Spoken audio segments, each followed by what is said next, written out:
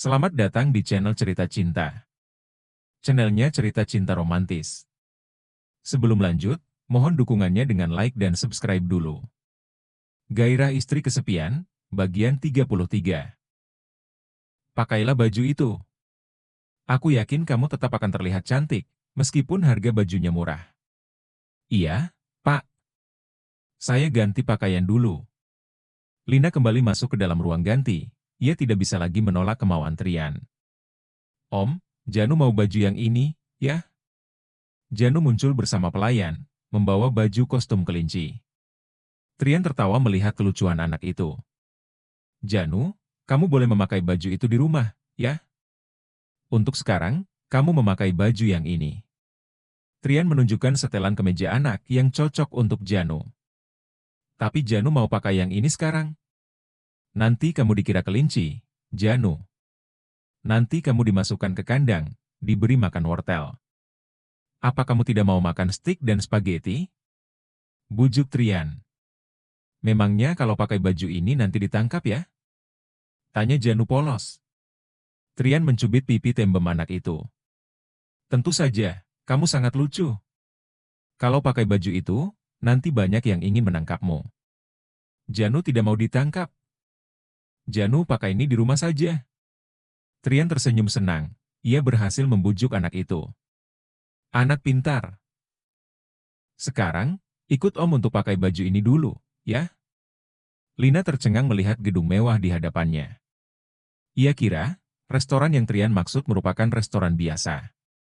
Ternyata, nas dinding ada di lantai 25. Lantai teratas, hotel paling ternama di kota itu. Ayo kita masuk. Ajak Trian. Mereka berjalan sembari menggandeng Janu di tengah. Dengan penampilan yang sangat rapi dan formal, mereka terlihat seperti sebuah keluarga kecil yang hendak makan malam bersama. Lina baru menyadari, tujuan Trian mengajak mereka datang ke butik terlebih dahulu. Ternyata, tidak sembarangan orang yang bisa masuk ke tempat itu. Juga ada ketentuan berpakaian bagi tamu yang hadir. Saat keluar dari lift, pemandangan indah sudah menyambut mereka. Restoran yang mereka datangi, menampilkan pemandangan kota saat malam yang indah, lewat dinding-dinding kaca kokoh di setiap sudut lantai itu. Selamat datang, silakan ikuti saya menuju ke meja yang tersedia. Seorang pelayan laki-laki berpakaian rapi menyambut mereka. Ia memandu mereka ke tempat duduk yang bisa ditempati. Ibu, itu ada gambar Spiderman besar. Seru Janu yang antusias, menunjuk papan iklan yang menampilkan karakter kesukaannya. Tuan, Nyonya, silakan memilih menu dinernya. Pelayan memberikan 2 buku menu kepada mereka. Lina mengambil buku menu yang tampak mahal dan eksklusif itu. Ia mulai membuka-buka, melihat gambar menu yang sangat menggoda selera. Segalanya terlihat nikmat. Namun, ia tertegun saat membaca pada kolom harga. Ingin rasanya, ia langsung mengajak putranya untuk kabur dari sana. Harga yang tertera di menu, lebih mengerikan daripada hantu. Hanya untuk air putih saja harganya hampir 100.000. Lina, kamu mau pesan yang mana? Tanya Trian. Lina bangkit dari duduknya menghampiri Trian, sembari membawa buku menunya. Ia menutupkan buku menu ke depan wajahnya, supaya pelayan restoran tidak tahu. Pak, harga makanannya mahal-mahal sekali, ucap Lina dengan nada lirih. Trian mengikuti perilaku Lina, menutupkan buku menu ke depan wajahnya. Mereka berdua, terlihat seperti membicarakan sesuatu yang sangat rahasia. Menurutku masih standar. Apa uangmu tidak cukup? Tanya Trian memastikan. Mendengar hal itu, rasa gengsi Lina muncul. Ia mengembangkan senyum. Tidak, Pak. Saya hanya penasaran saja, apa makanannya seenak itu, kilahnya menyangkal. Oh, kamu jangan khawatir. Makanan di sini sangat enak, ucap Trian enteng. Baiklah kalau begitu, silakan memesan yang Anda suka. Saya ikut pesanan Anda, kata Lina pasrah. Hatinya tidak tenang, dengan memikirkan tagihan makan di akhir nanti. Tapi, karena dia sudah berjanji, maka dia harus menanggung semuanya. Kami mau pesan yang ini. Ini. Ini. Lina mendengarkan Trian berbicara dengan pelayan. Lelaki itu bahkan memilih menu yang paling mahal di sana. Setiap kali Trian memesan, napas Lina terasa sesak. Sepertinya, ia harus merelakan gaji 1 bulan hanya untuk sekali makan. Berapa total yang harus saya bayar untuk meja nomor 85? Tanya Lina pada kasir. Ia sudah menyiapkan mental untuk mendengar nominal tagihan makan malamnya. Meskipun mungkin, saldo rekeningnya akan terkuras habis. Setidaknya, ia masih menjaga gengsinya di hadapan Trian. Ia tak ingin terlihat miskin dan diremehkan. Selamat, Ibu. Anda memenangkan hadiah makan malam gratis di Nas Dining. Hah? Apa? Lina tertegun, ia masih belum yakin dengan apa yang didengarnya. Setiap bulan, Nas Dining memberikan hadiah makan malam gratis untuk pengunjung yang dipilih secara random. Bulan ini, meja Anda yang terpilih sebagai pemenang. Jadi, Anda tidak perlu membayar untuk makan malam. Selain itu, Anda juga berhak mendapatkan hadiah boneka maskot restoran kami. Sekali lagi, selamat, Ibu. Lina menerima hadiah, sebuah boneka penguin mengenakan topi koki, yang terbungkus rapi dengan pita. Perasaannya masih seperti linglung, tidak percaya dengan keberuntungan yang diperoleh malam ini. Terima kasih ya, Mbak. Ucap Lina, seraya berbalik pergi berjalan ke tempat Trian dan putranya menunggu. Apa kamu, Lina? Suara seseorang menghentikan langkah kaki Lina, ia pun langsung menoleh ke samping. Betapa terkejutnya ia, bisa bertemu dengan mantan ibu mertuanya di sana. Oh, ternyata benar, ya? Ternyata kamu Lina. Sarni mengamati baik, orang yang pernah ia kenali dengan baik. Ibu, apa kabar? Sapa Lina dengan senyuman tulusnya. Sarni menunjukkan raut wajah sinisnya. Ternyata kamu bisa hidup dengan baik seperti ini. Lina memilih diam. Sepertinya, sang mantan ibu mertua masih menyimpan dendam atas perceraiannya yang terdahulu. Padahal, Ibu Sarni dulu sangat baik kepadanya.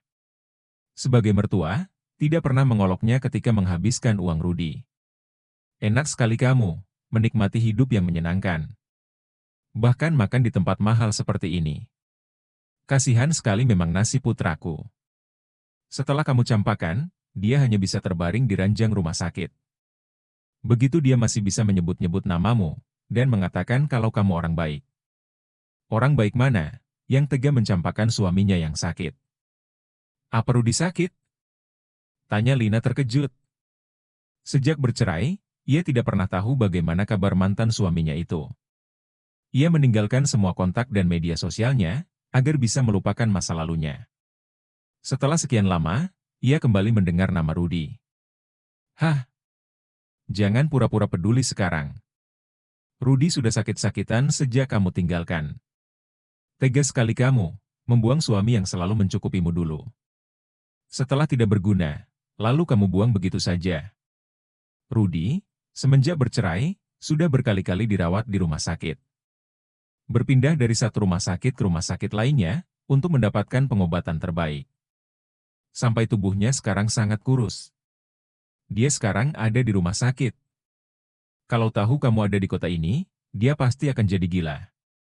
Apa jangan-jangan, sekarang kamu menggunakan modus yang sama untuk memperdaya lelaki? Lina menghela napas dalam-dalam. Ingin rasanya ia membalas ucapan buruk itu.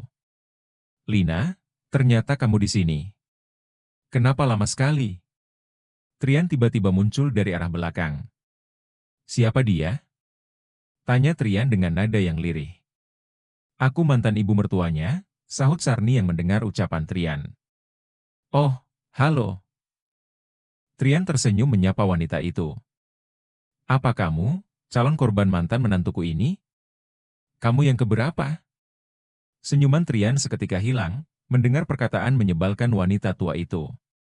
Ia kira awalnya mereka berhubungan baik. Tapi, tidak mungkin ada mantan menantu dan mertua yang hubungannya baik. Putraku sudah menjadi korbannya, dia sangat lihai merayu lelaki. Setelah berhasil menguasai hartanya, dia pasti akan meninggalkannya. Hati-hati kamu, ucap Sarni ketus. Lina meraih tangan Trian, dan menyuruh lelaki itu pergi bersamanya dari sana. Dia tahu, tidak ada gunanya berdebat dengan mantan ibu mertua. Tapi, Trian menggenggam erat tangannya, seolah memberi isyarat agar ia tidak pergi. Maaf, Nyonya. Setahu saya, Lina bukan orang seperti itu. Kilah Trian, membela wanitanya. Hahaha. Awalnya memang terlihat seperti itu. Tidak tahu nanti, kalau tujuannya sudah tercapai, kamu pasti akan dikhianati. Kalau begitu, saya hanya perlu menghasilkan banyak uang. Supaya dia tetap ada di samping saya. Itu bukanlah masalah, karena saya orang kaya, ucap Trian sombong. Kalau begitu, kami permisi dulu. Selamat menikmati malam Anda. Trian menggandeng tangan Lina dan mengajaknya pergi. Setelah membalas ucapan wanita itu, ia merasa lega. Lain kali, kalau ada orang yang meremehkan atau menghinamu, lawan. Jangan diam saja, kata Trian, dengan nada sedikit kesal. Lina tersenyum, ia merasa senang ada yang membelanya. Meskipun sebenarnya, ia bisa membela diri sendiri. Tapi, ketika ada orang yang peduli dan berada di sisinya, itu membuat ia merasa terlindungi. Terima kasih, ucap Lina tersenyum. Untuk apa berterima kasih segala? Membela calon istri kan memang sudah jadi kewajiban. Lagi pula, kenapa kamu lama sekali hanya untuk membayar? Gerutu Trian jengkol. Ia bukannya marah kepada Lina, ia hanya khawatir terjadi apa-apa. Nyatanya, hal itu benar adanya. Lina bertemu serigala di tengah jalan. Ini, saya menang hadiah. Lina menunjukkan boneka yang dibawanya, dengan ekspresi penuh rasa bangga. Wow, hadiah apa? Tanya Trian penasaran. Lina tersenyum lebar. Saya tidak perlu membayar makan malam kita, karena memenangkan hadiah ini. Ia berkata penuh antusias. Wah, ini namanya keberuntungan besar. Padahal kalau membayar, pasti harus keluar belasan juta, ujar Trian seraya meraih pinggang Lina. Tentu. Sepertinya aku orang yang beruntung, ucap Lina senang. Trian mengulaskan senyum melihat ekspresi yang ditunjukkan oleh wanita yang berjalan di sampingnya. Meskipun hanya akal-akalannya, ternyata bisa membuat seseorang bahagia. Sebenarnya sejak dari butik, ia yang sudah merencanakan semuanya. Ia meminta pegawai butik untuk berpura-pura mengadakan diskon. Padahal, ia sudah membayar pakaian yang Lina ambil dengan harga normal. Begitu pula dengan makan malam gratis malam ini. Ia sudah membayar semua yang mereka makan, dan menyuruh staf restoran agar berpura-pura ada program undian berhadiah. Ia akan menyimpan rahasia ini sampai mati. Kalau Lina tahu, wanita itu tidak akan mau ia dekati. Ibu, aku diberi balon oleh kakak ini, ucap Janu saat melihat kedatangan ibunya. Trian memang menitipkan Janu kepada salah satu staf ketika ia pergi untuk mencari Lina. Ibu juga dapat ini, sayang. Apa kamu suka penguin? Lina memperlihatkan boneka hadiah yang didapatkannya. Sementara, di balik dinding tak jauh dari mereka, Sarni masih mengikuti. Ia penasaran saja, apakah benar lelaki itu pasangan mantan menantunya yang sekarang. Oh, jadi itu anak hasil selingkuhannya, saat masih menjadi istri Rudi? Awas saja, Lina. Kamu tidak berhak bahagia di atas penderitaan putraku. Kamu harus juga merasakan apa yang Rudi rasakan, ucap Sarni dengan perasaan yang penuh dendam. Siang ini, seperti biasa, Arjun mengajak Lina bertemu di kafe saat jam istirahat. Setelah memutuskan keluar dari perusahaan, tentunya ia tidak bisa lagi masuk seenaknya ke dalam perusahaan. Ia hanya bisa bertemu Lina di luar. Namun, setiap kali ia menanyakan jawaban, Lina selalu memilih diam. Alasannya, bahwa wanita itu belum terpikir untuk menikah, dan berusaha fokus dengan pekerjaan. Lina sebenarnya juga ragu. Ia tahu, jika Arjun orang yang baik. Mungkin ia tidak bisa berkesempatan bertemu dengan lelaki sebaik itu. Tapi, terkadang baik saja tidaklah cukup. Apalagi, ia sudah pernah melewati fase berumah tangga yang sangat menyakitkan. Bahkan, hingga sekarang masih menyisakan trauma. Dan membuatnya ragu untuk mengambil keputusan. Jadi, apa jawabanmu, Lin? Tanya Arjun serius. Arjun, sebenarnya aku menyukaimu.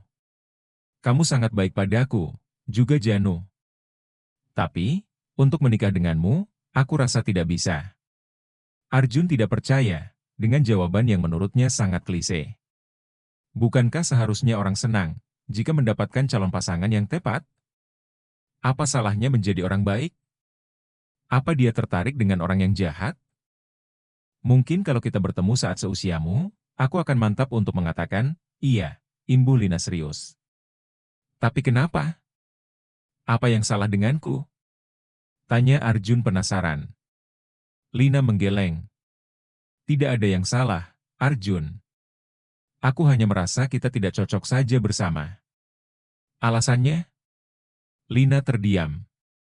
Ia tidak bisa mengatakan hal mendasar yang membuatnya menolak lelaki tampan itu. Kamu lebih memilih atasanmu itu? Lina masih terdiam. Melihat respon Lina, membuat Arjun frustasi. Sepertinya ia sudah mendapatkan jawabannya. Lina pasti lebih memilih mantan kakak iparnya itu. Apa yang sebenarnya sudah dia lakukan, sampai kamu menyukainya? Aku sudah menceritakan kisah kelam kakakku, juga keluargaku. Apa kamu tidak bisa menggunakan logikamu sedikit, untuk mempertimbangkannya? Ucap Arjun sembari menahan emosinya. Raut mukanya memerah, otot-otot di lehernya terlihat menegang. Ada orang yang peduli dan menyayangimu seperti aku, tapi kamu memilih lelaki serakah dan tidak bertanggung jawab? Apa kamu yakin bisa bertahan dengannya? Apalagi menghadapi keluarganya yang licik? Jangan sampai kamu menyesal, Lina. Arjun sangat menyayangkan keputusan wanita itu. Padahal, ia sudah sangat tulus padanya. Ia benar-benar mencintai Lina, ia ingin membahagiakannya. Sampai ia mau mewarisi perusahaan keluarganya juga demi Lina. Bahkan, ia bisa dikatakan lebih kaya dari Trian. Seharusnya Lina memilihnya yang lebih bisa diandalkan. Arjun, aku sudah dewasa, aku jauh lebih tua darimu. Aku sudah melewati sesuatu yang belum pernah kamu lewati. Jadi, entah nantinya aku akan menyesal atau tidak dengan keputusanku, percayalah.